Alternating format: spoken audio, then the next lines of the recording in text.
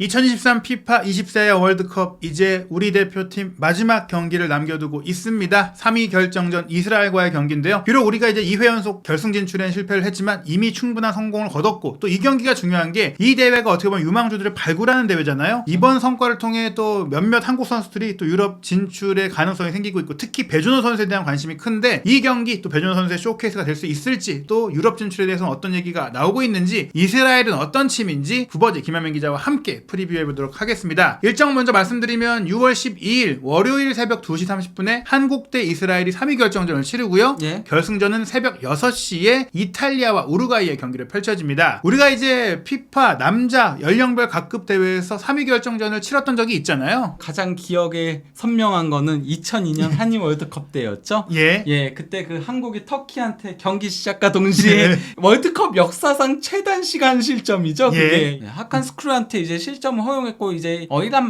만시스한테 이제 이 실점 허용하면서 그러면서 2대3으로 패했었는데요. 예, 뭐 이때 양팀 모두 우정의 경기를 치르긴 했었어요. 그리고 터키도 돌풍이었고 우리도 돌풍이었고 화끈한 축구를 좀 보여줬다. 네, 그리고 또 이제 1983년 20세 이하 월드컵 이때 이제 한국이 처음으로 붉은 악마라는 애칭을 얻게 됐던 대회였는데요. 이때도 이제 폴란드한테 3, 4위전에서 1대2로 아쉽게 패하긴 했었는데요. 하지만 우리가 좋았던 기억도 있습니다. 바로 2012년 런던 올림픽이고 특히 이 런던 올림픽은 3위 결정전이 동메달 결정전이기 때문에 정말 중요했었고 무엇보다도 한일전이었죠. 그렇죠. 그래서 이 경기를 우리가 박주영 선수의 이제 각시탈 그리고 또 골을 넣으면서 사상 처음 우리가 동메달을 목에 거는 뭐 역사를 만들었기 때문에 우리가 충분히 이런 결과를 기대할 수 있지 않겠느냐 하고 있는데요. 또 이 동메달 분명 이제 주어져요. 실제로 이제 20세 월드컵도 메달이 3위 팀한테 주어지기 때문에 중요하고요. 또 개인적인 성과에 대한 기대감도 있습니다. 일단 뭐 이승원 선수가 도움왕에 도전을 하고 있는데요. 현 시점까지 4도움으로 1위를 달리고 있고요. 심지어 그 결승과 3, 4위전까지 올라간 선수들 중에서는 2개의 도움이 가장 많은 거거든요. 그렇죠. 즉 이승원 선수가 2개 도움 정도의 여유를 가지고 있고 여기서 이제 도움 하나만 더 추가한다면은 5개 도움을 올리면서 사실상 그러면은 이거는 뒤집기 어렵거든요. 그러면서 도움왕을 차지하게 되는 데다가 그리고 또 이제 이승원 선수가 현재까지 2골 4도움으로 공격 포인트 6개로 지난 대회 그 골든볼 수상자였던 이강인 선수하고 공격 포인트가 동률이에요.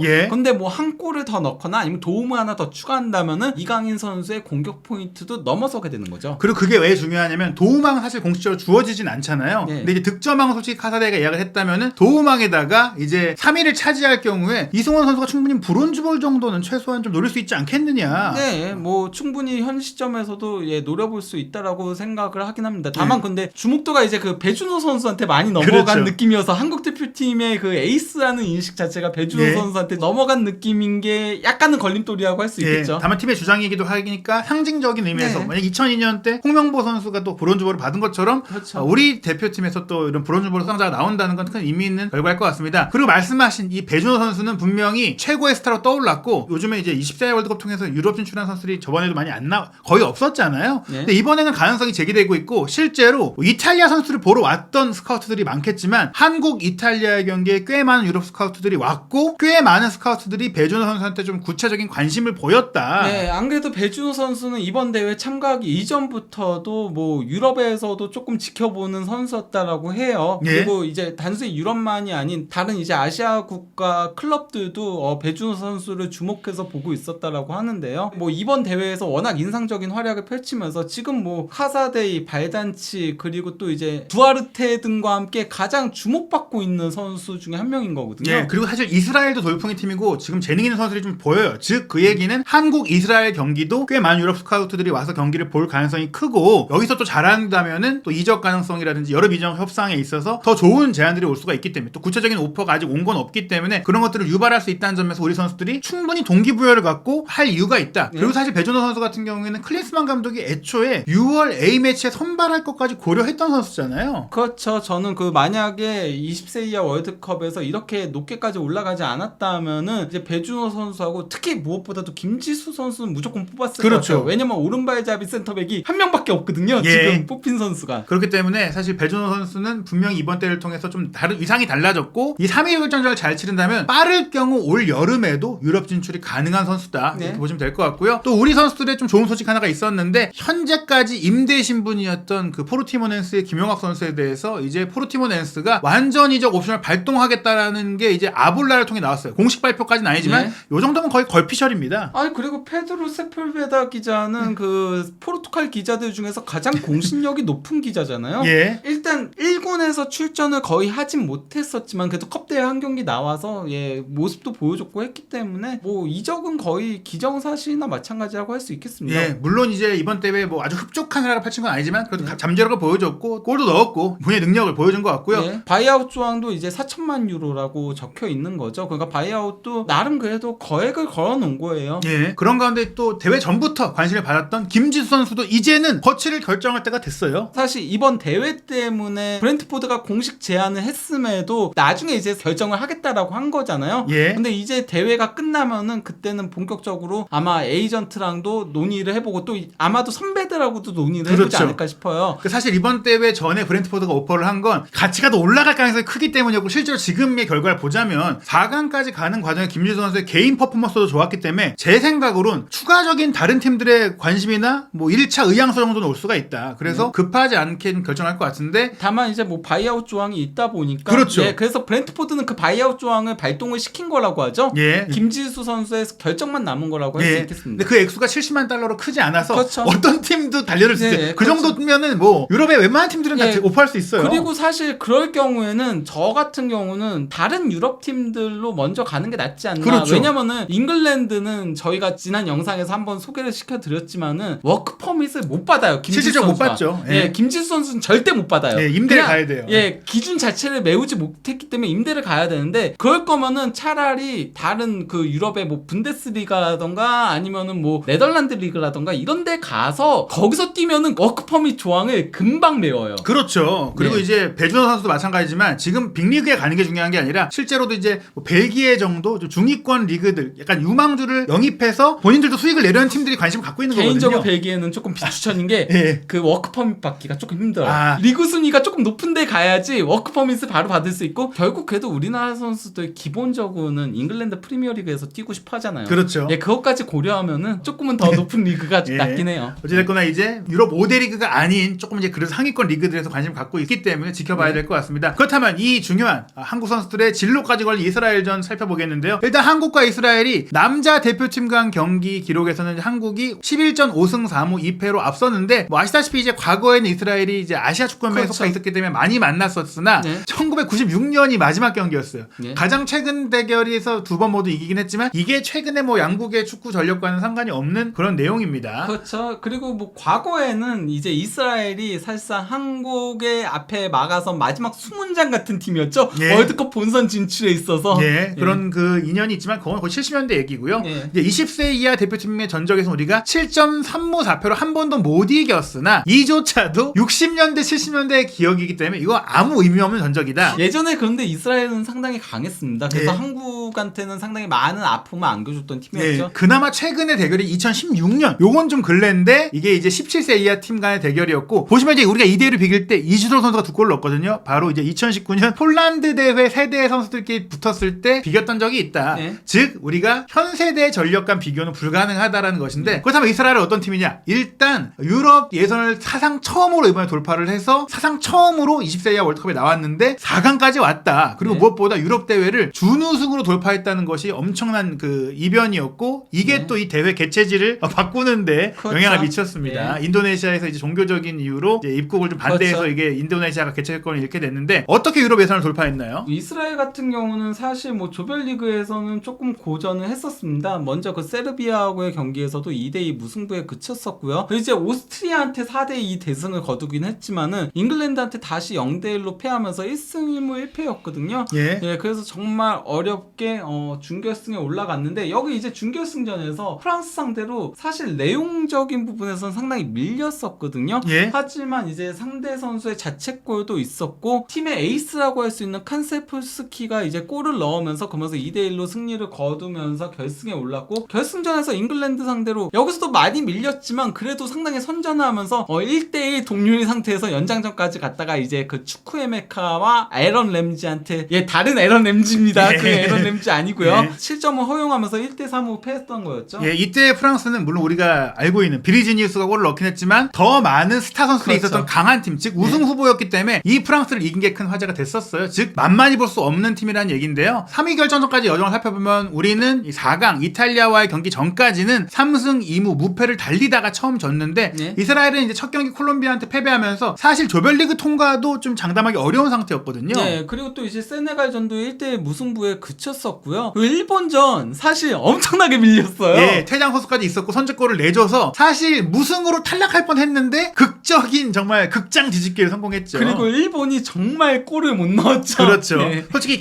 경기 내용도 일본한테 밀렸었거든요. 네. 하지만 이걸 넘고 올라가서는 아시아 챔피언을 차지했던 우즈베키스탄에게도 좀 접전 끝에 1대0으로 이겼고 그리고 네. 이게 컸어요. 토너먼트 진출팀 중에서 가장 강력하다고 했던 브라질을 상대로 3대2로 이겼죠. 네. 근데 이것도 사실 경기 내용은 조금 밀리긴 했었습니다. 예. 예, 하지만은 그래도 뭐 3골이나 넣는 괴력을 과시하면서 승리를 거뒀던 거였는데요. 그 우루과이전은 역시 마찬가지로 일방적으로 밀리다가 아쉽게 이제 0대1로 패하면서 3, 4위전으로 오게 된 겁니다. 예. 하지만 말씀드린 대로 유럽 대회에선 프랑스, 월드컵에서는 브라질을 이긴. 이 팀이 정말 끈끈해요. 그 예. 잘 버텨요. 예. 예. 그리고 뭔가 제가 이스라엘 경기들을 봤을 때 느낀 게 어떤 거냐면요. 예. 이 팀의 골대에는 뭔가가 발려져 있나 그런 느낌. 종교적인. 아니 약간 뭐가 살짝 빗나가요 정말. 그렇죠. 이게 그러니까 정말 아슬아슬하게 빗나가는 장면들이 많거든요. 그러니까 상대 팀들이. 그렇죠. 상대팀 공격수들이 예.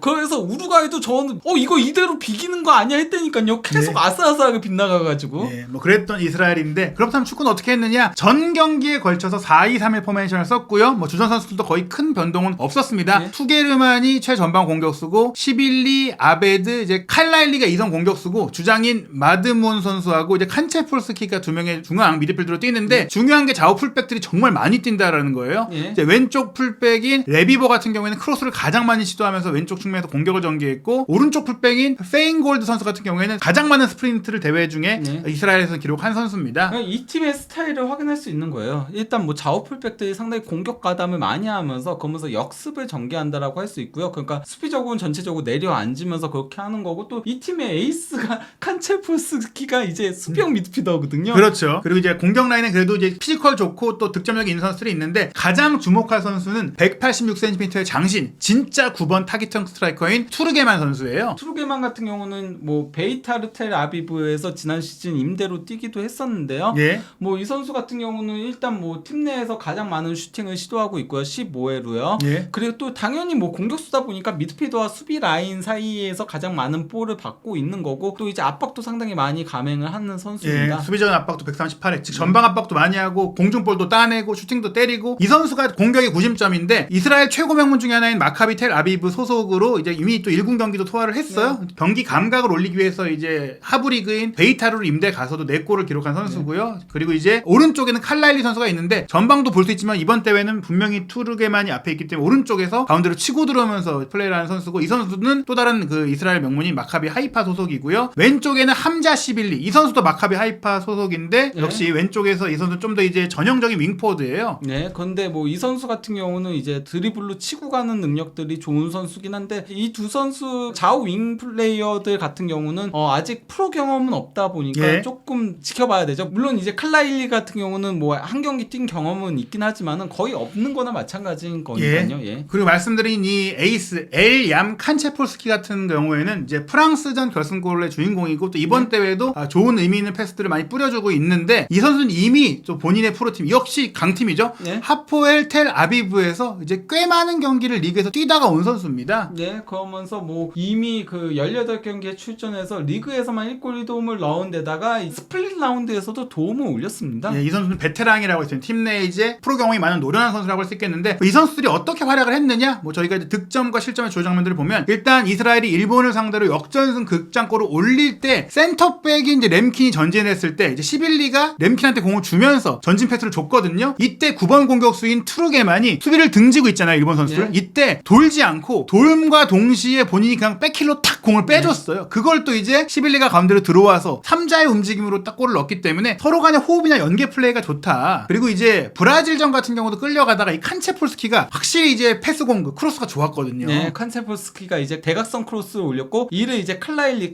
같은 경우도 신체 조건이 상당히 그렇죠. 좋은 선수다 보니까 헤딩 슈팅으로 골을 넣었던 거였죠. 예, 바깥에서 측면에서 안으로 들어오면서 헤더 슈팅을 넣었고 또 이 장면 사실 이제 이스라엘이 넣었던 많은 골들 중에 이 골이 가장 많이 언급이 되는데 브라질을 3대1로 이길 때 결승골에서 이 투게르만이 정말 엄청난 플레이를 보여줬어요. 네, 박스 안에서 현란한 드리블로 수비 2명을 제치고서 왼발 슈팅으로 골 넣은 것 같습니다. 그러니까 이 선수가 신체적인 조건이 좋지만 발기술도 만만치 않다라는 것을 보여준 장면이니까 우리 수비수들이 분명히 이 선수를 이제 잘 신경 쓰고 막아야 되고 측면에서 들어오는 그 커버까지도 해줘야 된다. 다만 이제 어떻게 실점했냐 보면 이 공격도 단단하고 풀백, 미들까지 좋지만 센터백의 반응이 조금 느리더라고요. 예. 먼저 일본전에서는 세트피스에서 실점을 하게 된 거였는데요. 예. 이것도 이제 혼전 상황에서 놓쳤다라고 할 수 있는 거죠. 예, 이제 헤딩 패스가 가운데로 왔을 때 뒤에서 들어오는 일본 선수를 모두가 그냥 놔둬버렸던 건데 이거는 우리가 또 세트피스에서 분명히 3자의 움직임으로 골을 넣는 패턴들을 잘 준비하니까 이스라엘을 상대로 좀 우리가 보여줄 수 있는 장면이라고 할 수 있겠고 브라질전 같은 경우도 이제 기점 패스가 왔을 때 논스톱 슈팅이 들어오니까 이스라엘 센터백들이 그냥 거의 서서 먹었어요. 반응이 조금 늦는다라고 할 수 있겠죠. 그러니까 우리나라 선수들이 조금 슈팅 타이밍을 좀 빨리 가져갈 필요성이 있다라고 할 수 있겠습니다. 우리가 좀 빠른 타이밍의 슈팅 그리고 세트피스를 잘 활용한다면 충분히 이스라엘을 이길 수가 있다. 그런 가운데 유럽 주요 스포츠 베팅 업체들의 배당률이 나왔는데요. 이스라엘 승리가 2.74배, 무승부 3.55배, 그리고 한국이 2.34배로 저희가 지금까지 모든 프리뷰에서 한국의 배당률이 상대 팀보다 낮게, 즉 한국의 승리 확률이 높게 나온 적이 한 번도 없었는데 네. 이번에 처음 나왔어요. 물론 뭐 이거는 비등비등한 거긴 하지만은 그래도 근소하게나마 앞서고 있는 거죠.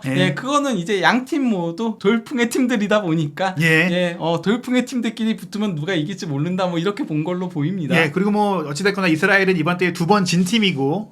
그리고 사실 만약에 조별리그에 붙었으면은 이스라엘의 배당이 더 낮았을 거예요. 그렇죠. 근데 우리나라가 여기까지 올라왔기 때문에 우리나라의 배당이 상당히 도리어 역전을 한 셈이나 마찬가지인 거죠. 그리고 결승전 배당 말씀드리면 우루과이가 2.89배, 무승부 3.04배, 그리고 이탈리아가 2.53배로 이탈리아의 우승을 점치고 있으나 이 역시 이 배당률은 어떤 팀이 우승해도 이상하지 않다라는 전망인데요. 저는 결승전 정말 재밌을 것 같아요. 이탈리아랑 우루과이가 전혀 상반된 그 개성이 있기 때문에 사실 그가 이스라엘이랑 한국은 좀 비슷한 부분들이 많거든요. 그래서 서로 조금 눈치를 볼 가능성도 있는데 물론 뭐 이게 다를 수는 있겠다. 3, 4위전의 특성상 양 팀이 또 의외로 공격적으로 플레이할 수 있어. 3, 4위전은 원래 그렇죠. 역사적으로도 월드컵도 3, 4위전은 골 많이 나고 많은 선수들이 또 새롭게 나오잖아요. 그러니까 3, 4위전도 재밌을 가능성이 있고 원래였다면 재미없었겠지만은 그리고 이탈리아하고 우루과이는 이탈리아는 굉장히 그 우직하게 밀고 들어가고 조직적으로 압박이 정말 강한 팀이라면 우루과이는 정말 빠르거든요. 그렇기 때문에 좀 날카로운 창 같아서 철퇴와 창의 대결 같은 느낌이랄까? 좀 그런 느낌이 들 것 같습니다. 제가 개인적으로 생각하는 김은중 감독의 성향이라면 이 경기는 솔직히 결과보다는 지금까지 또 많이 못 뛴 선수들이라든지 많은 선수들에게 경험도 주고, 왜냐면 또 주전 선수들이 지쳤잖아요. 그렇죠. 그럴 가능성이 크지만 그래도 이제 김지수 선수라든지 배준호 선수 같은 에이스들은 좀 특히 주장 이승호 선수도 이제 브론즈볼을 노리고 있으니까 나오지 않을까 싶은데 과연 김은중 감독이 이 마지막 경기 어떻게 운영할지, 그리고 우리 선수들 마지막엔 또 어떤 모습 보여줄지 끝까지 응원하겠습니다. 한준TV와 함께 2023 피파 20세 월드컵 마지막 경기까지 소식 확인하시기 바랍니다. 야, 그러고 보니 서드키퍼 한 명만 나오면 우리는 다 나오는 거네요. 저는 나올 가능성도 있다고 생각해요. 김은중호의 선택도 한준TV에서 확인하시기 바랍니다.